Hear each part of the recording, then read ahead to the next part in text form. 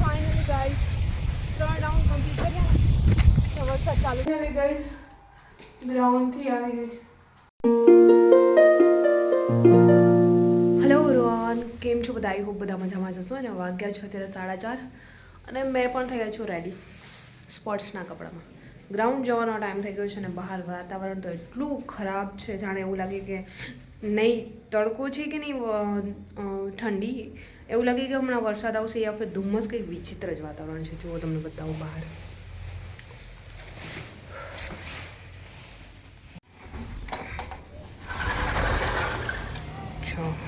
બહારનું વાતાવરણ કંઈક ડેન્જરસ લાગે છે.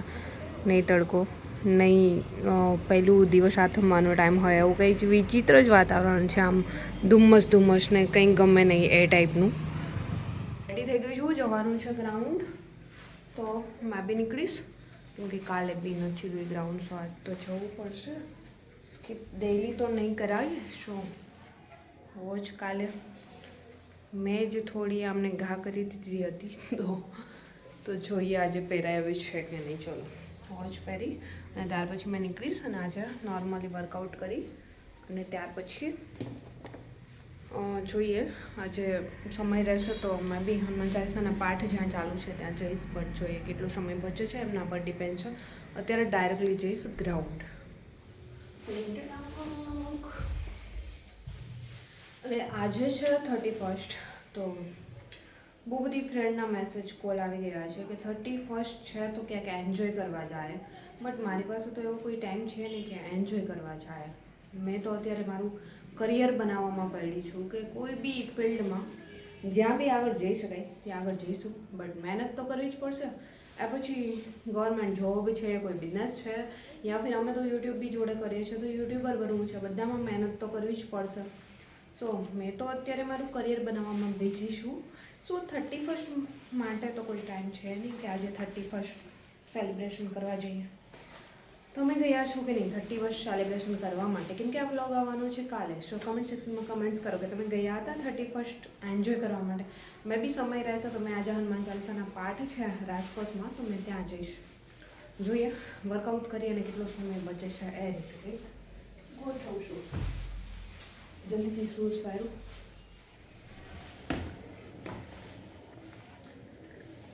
ડેલી રેડી થઈ થઈને ગ્રાઉન્ડ જવામાં આળસ તો બહુ થાય છે, બટ થાય શું, જવું બી પડે. અને આજનું તો વાતાવરણ જોઈને એવી ઈચ્છા નથી થતી કે જઈએ. અને કાલથી ન્યૂ યર, જાન્યુઆરીનો પહેલો દિવસ 2026નો પહેલો દિવસ, જાન્યુઆરીનો ફર્સ્ટ ડે સ્ટાર્ટ થશે. તો મેં બી કંઈક અલગ જ પ્લાન કરી રહી છું કે 2025 તો જેવું બી ગયું, જેવું બી મતલબ બકવાસ જ ગયું છે. ખબર જ છે કોઈ જ વસ્તુ અચીવ નથી કરી બટ ગુમાવ્યું બહુ બધું છે. સો 2026માં આવું કંઈ ન થાય એમના માટે અત્યારથી જ પ્લાનિંગ કરી લીધું છે કે આ રીતે સ્ટાર્ટિંગમાં જ આપણે કરવાનું છે. બટ પછી જોઈએ શું મળે છે અને શું ગુમાવીએ છીએ. શું તમે પણ 2026 માટે કોઈ પ્લાન કરી લીધો છે? Manifestation, visualisation and vision board પણ બનાવી લીધો છે કે નહીં? ચાલો કમેન્ટ્સ કરો.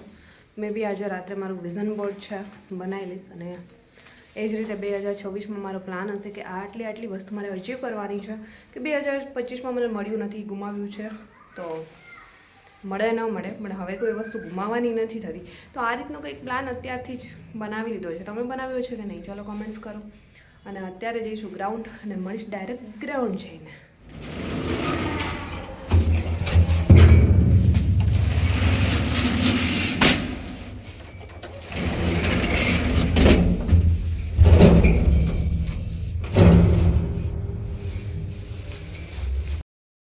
ફાઇનલી ગાઈસ, જો હજી જે જોડે આવવાના છે ને રનિંગ પાર્ટનર એ તો આવ્યા નથી. તો મેં જ નીચે જતી રહું, નહીં તો અહીંયા ને અહીંયા લેટ કરશે અને પછી મારું ચડી જશે 7મા આસમાને. લેટ થાય ને ડાયરેક્ટ મારો જઈશે 7મા આસમાને.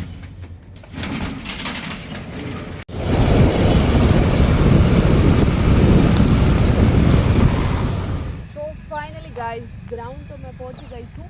બટ અહીંયા જો આખું ગ્રાઉન્ડ ખાલી છે. જાણે આખું ગ્રાઉન્ડ આપણા નામે હોય એવું લાગે છે આજે તો. કેમ કે કોઈ છે જ નહીં. અહીંયા હું એક જ રનિંગ કરવા માટે છું અને દોસ્તાર અમે બંને જ આજે ખાલી એકલા રનિંગ કરવાના છે. કોઈ જ નથી ગ્રાઉન્ડમાં. એકદમ નજીક રનિંગ આવે છે અને મારી ફ્રેન્ડને મંથલી પ્રોબ્લેમ્સ હોય એ બી નથી આવવાની. સો ફટાફટ ચાલો મેં બી છે રનિંગ વર્કઆઉટ સ્ટાર્ટ કરીશ અને ત્યાર પછી પહેલાં વર્કઆઉટ છે કમ્પ્લીટ કરીએ અને ત્યાર પછી વિડીયો શૂટ કરીશું. પહેલાં મેં દરરોજ વર્કઆઉટ જ કમ્પ્લીટ કરતી હોઉં છું, ત્યાર પછી વિડીયો અમે શૂટ કરતા હોઈએ છીએ સ્પ્રિન્ટ વગેરે લગાવીએ ત્યારે. અને આજનું વાતાવરણ કંઈક ભયાનક લાગે છે, જાણે કહેવાતું હોય ને કે કોઈ મહાપુરુષ જવાના હોય ને ત્યારે આવું વાતાવરણ થાય. આજે બી કંઈક એવું છે. આમ જોઈએ તો વરસાદ લાગે છે, જાણે અમે વરસાદ આવશે. પહેલી બાજુ જોઈએ તો આમ ખુલ્લું આસમાન લાગે છે. ખબર નહીં આજે વાતાવરણ કેમ આવું છે, બસ ખરાબ લાગે છે આ વાતાવરણને જોઈને. તો ચલો સૌથી પહેલાં મેં છે ફૂલ બોડી સ્ટ્રેચ કરીશ અને ત્યાર પછી રનિંગ સ્ટાર્ટ કરીશ.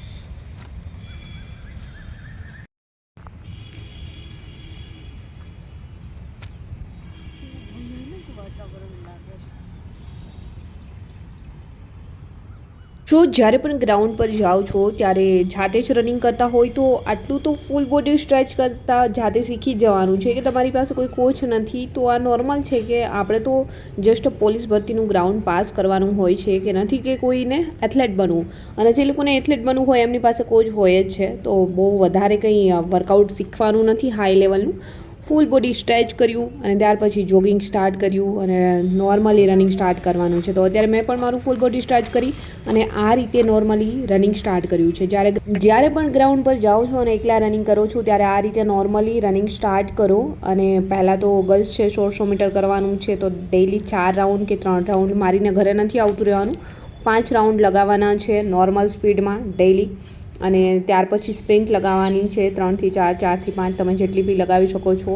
એ બી 100 મીટરની. આ રીતે વર્કઆઉટ સ્ટાર્ટ કરો. અને જે લોકો કમેન્ટ્સ કરે છે, મેસેજ કરે છે કે 12 થી 13 મિનિટ આવે છે, શું કરવું જોઈએ ટાઈમિંગ ઘટાડવા માટે?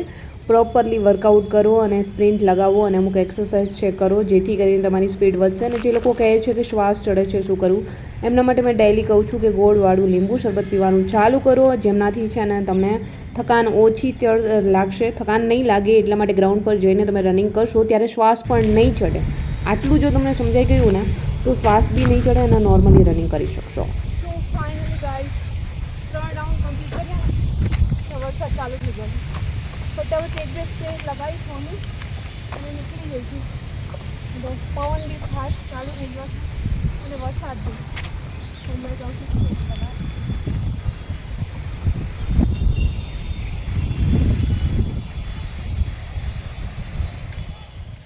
ફાઇનલી ગાઈસ 3 રાઉન્ડ કમ્પ્લીટ કર્યા અને ત્યાં વરસાદ ચાલુ થઈ ગયો હતો.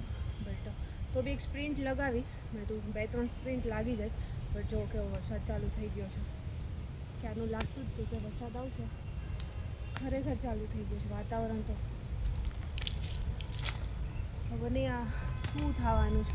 થોડી યા ભડકા થઈ કેમ વરસાદ એને માથે પડ્યો એટલે અહીંયા તો ભડાકાઈ થવા માંડ્યા. સપ્તર્ષણ હશે કદાચ થાંભલાઓમાં.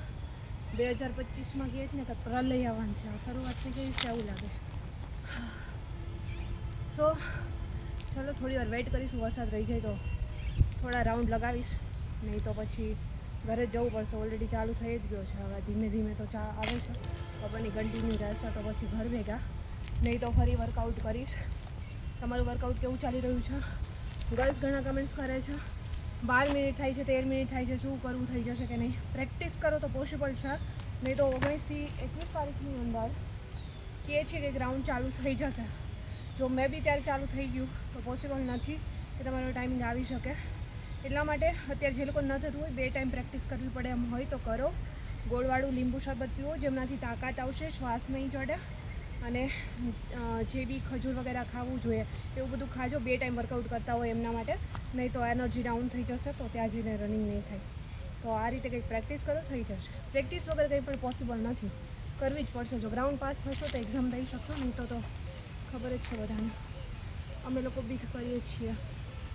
સો ફાસ્ટ ચાલુ થઈ ગયો.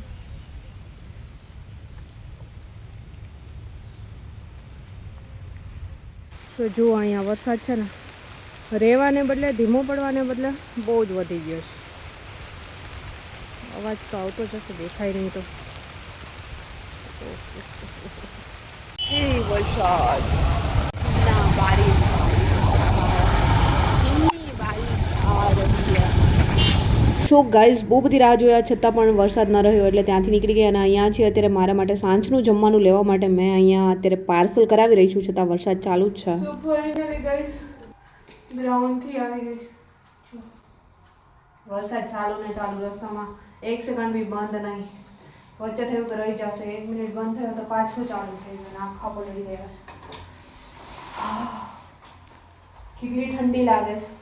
એક બાજુ શિયાળાની ઠંડી ને એક બાજુ ચોમાસાનો વરસાદ થયો ચાલુ થઈ ગયો.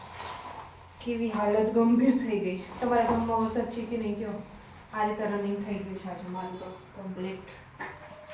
તો અત્યારે ચાલુ વરસાદે તો ક્યાંય જ ઊભું રહેવાય એવું ન હતું એટલા માટે જે બી મળ્યું ને મેં લઈને આવી ગઈ છું. અત્યારે છે ને મરચાંની ચિપ્સના ભજીયા છે, મતલબ ભજીયા મને પસંદ નથી બટ મરચાંની પટ્ટી હોય પસંદ છે તો એ ને ચા ને બધું અત્યારે મેં જમી લઈશ. સો ગાઈસ ભેગા જો નાસ્તો લઈ હતા. પેટમાં બહુ ભૂખી લાગી છે. હું વ્લોગ પછી શૂટ કરીશ, પહેલાં પેટ પૂજા કરીશ. શું આજનો વ્લોગ અહીંયા જ કરીશ સમાપ્ત. જલ્દી મળીશું ન્યૂ વ્લોગ સાથે. ત્યાં સુધી બધાને બાય એન્ડ ટેક કેર.